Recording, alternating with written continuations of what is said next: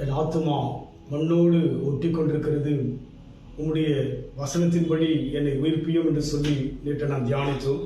இந்த வேளையிலும் கூட அதே சங்கீதம் 119 சங்கீதம் 28 வசனம், சஞ்சலத்தால் என் ஆத்துமா கரைந்து போகிறது, உமது வசனத்தின்படி என்னை எடுத்து நிறுத்தும் என்று சொல்லி பார்க்கிறோம்.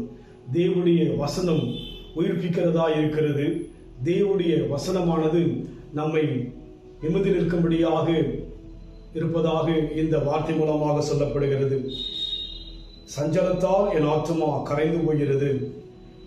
இங்கே நாம் தெளிவாய் பார்க்கிறோம், நான் வருத்தம் அடைந்து களைத்து போனேன் என்று சொல்லி இங்கே சொல்வதை பார்க்கிறோம். இன்றைக்கு ஒவ்வொரு விதங்களிலே ஒவ்வொருடைய வாழ்க்கையிலும் வருத்தம் இருந்து கொண்டுதான் இருக்கிறது.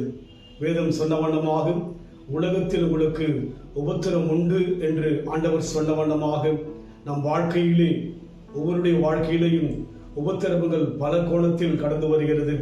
இவையிலிருந்து விடுதலையாக இதிலிருந்து ஜெயம் பெறுவதற்கு வழி என்ன?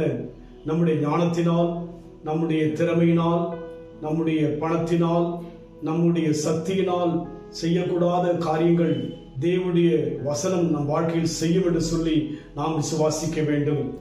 சஞ்சலத்தால் என் ஆத்துமா கரைந்து போகிறது, உமது வசனத்தின்படி என்னை எடுத்து நிறுத்தும்.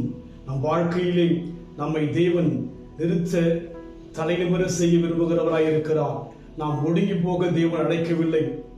இஸ்ரவேல் ஜனங்கள் எகிப்திலே நாம் பார்க்கும் பொழுது அவர்கள் ஏறக்குறைய 400 வருஷங்கள் ஒடுக்கப்பட்டிருந்தார்கள். அவர்கள் நிமிர்ந்து நிற்க முடியாதபடியாக பார்வோன் அந்த சந்ததிகளை ஒடுக்கிறதாக வேதத்தில் பார்க்க முடியும். ஆனால் தேவனுடைய வார்த்தை பிரகாரமாக, ஆபிரகாமுக்கு சொன்ன வாக்குத்தத்தத்தின் பிரகாரமாக மோசேயை தேவன் பயன்படுத்தி ஒடுக்கின மக்களை நிமிர்ந்து செய்யும்படியாக நிறுத்த வைத்தார். அதுபோல இன்றைக்கு நம் தேவன் வசனத்தின் மூலமாக நம் வாழ்க்கையிலே ஒடுக்கத்தை விட்டு எழுந்து நிற்கும்படியாய் மாற்ற அவர் சித்தமுள்ளவராய் இருக்கிறபடினாலே நாம் எப்போதும் மனுஷனை அல்ல தேவ வசனங்களை சார்ந்து வாழ்வோம். நிச்சயமாகவே தேவன் நம்மை எடுத்து நிறுத்த, நம் வாழ்க்கையிலே நிமிர செய்ய, நம் வாழ்க்கையிலே வெற்றியை கொடுக்க தேவன் விரும்புகிறவராய் இருக்கிறார். உன்மேல் அவர் கண்ணை வைத்து ஆலோசனை சொல்லுவார், சத்தியத்தின் பாதையிலே நித்தமும் நடத்துவார். உன்மேல் அவர் கண்ணை வைத்து ஆலோசனை சொல்லுவார், சத்தியத்தின் பாதையிலே நித்தமும் நடத்துவார். பரிசுத்த ஆவியால் உள்ளத்தை நிரப்புவார், பரிசுத்த ஆவியால் உள்ளத்தை நிரப்புவார். பரிசுத்த பரிசுத்த அவர் பெயரே என்னை உண்டாக்கினே. என் தேவாதி தேவன் அவர் தூங்குவதும் இல்லை, உறங்குவதும் இல்லை. அன்பின் ஆண்டவரே, உம்முடைய வசனங்கள் எவ்வளவு மகிமையுள்ளதாய் இருக்கிறது. எங்கள் வாழ்வில் இன்றைக்கும் உடைய வார்த்தைகள் ஜீவனாய் இருப்பதற்காக நன்றி செலுத்துகிறோம்.